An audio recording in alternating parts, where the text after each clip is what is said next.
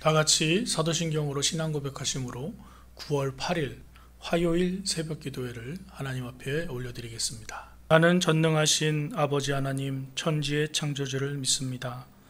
나는 그의 유일하신 아들 우리 주 예수 그리스도를 믿습니다.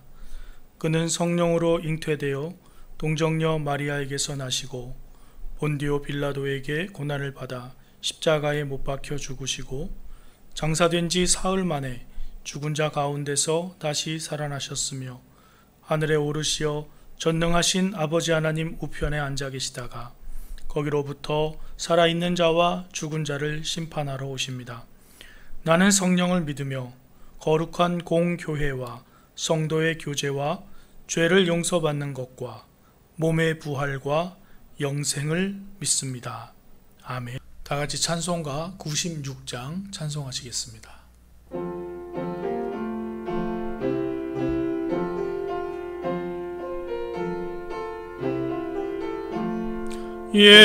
예수님은 누구신가?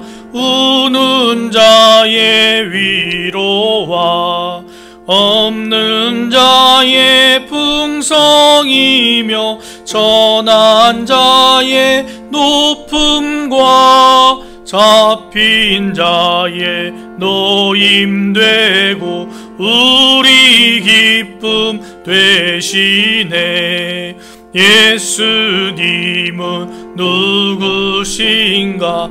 약한 자의 강함과 눈먼 자의 빛이시며 병든 자의 고침과 죽은 자의 부활되고 우리 기쁨 되시네. 예수님은 누구신가? 추한 자의 정함과 죽을 자의 생명이며 죄인들의 중보와 멸망자의 구원되고 우리 평화 되시네. 예수님은 누구신가?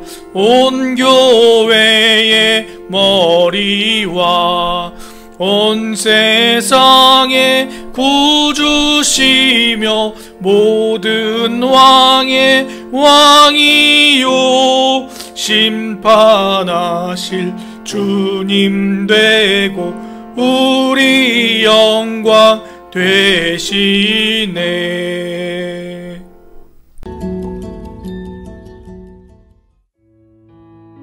(9월 8일) 오늘의 말씀은 창세기 41장 37절에서 57절입니다.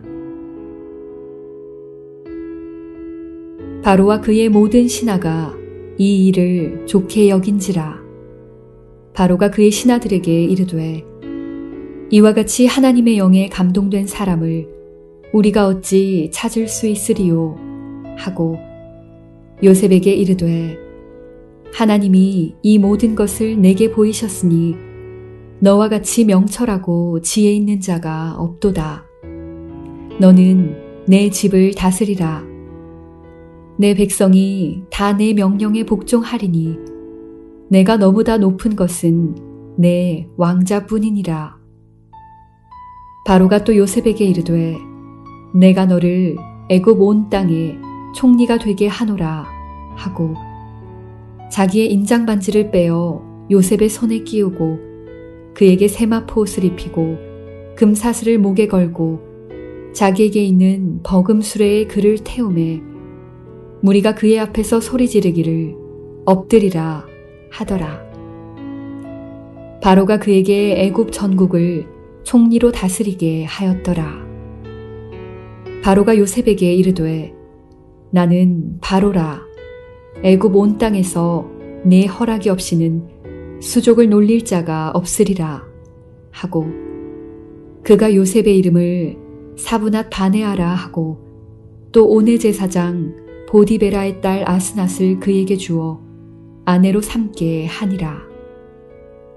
요셉이 나가 애굽 온 땅을 순찰하니라. 요셉이 애굽 왕 바로 앞에 설 때에 30세라. 그가 바로 앞을 떠나 애굽 온 땅을 순찰하니 7해 풍년에 토지 소출이 심히 많은지라. 요셉이 애굽 땅에 있는 그 7년 곡물을 거두어 각 성에 저장하되 각 성읍 주위의 밭의 곡물을 그 성읍 중에 쌓아둠에 쌓아둔 곡식이 바다 모래같이 심이 많아 세기를 그쳤으니 그 수가 한이 없음이었더라. 흉년이 들기 전에 요셉에게 두 아들이 나되 곧 온의 제사장 보디베라의 딸 아스낫이 그에게서 낳은지라. 요셉이 그의 장남의 이름을 므낫세라 하였으니 하나님이 내게 내 모든 고난과 내 아버지의 온 집 일을 잊어버리게 하셨다 함이요. 차남의 이름을 에브라임이라 하였으니 하나님이 나를 내가 수고한 땅에서 번성하게 하셨다 함이었더라. 애굽 땅에 7해 풍년이 그치고 요셉의 말과 같이 7해 흉년이 들기 시작하매 각국에는 기근이 있으나 애굽 온 땅에는 먹을 것이 있더니 애굽 온 땅이 굶주림에 백성이 바로에게 부르짖어 양식을 구하는지라. 바로가 애굽 모든 백성에게 이르되 요셉에게 가서 그가 너희에게 이르는 대로 하라 하니라.